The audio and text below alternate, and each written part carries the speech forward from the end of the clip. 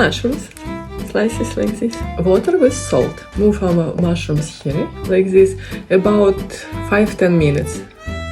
Eggs, breadcrumbs, and flour. Salt, black pepper. Good, mix it. Then take kitchen towels and put here our mushrooms. We have to dry it a little bit.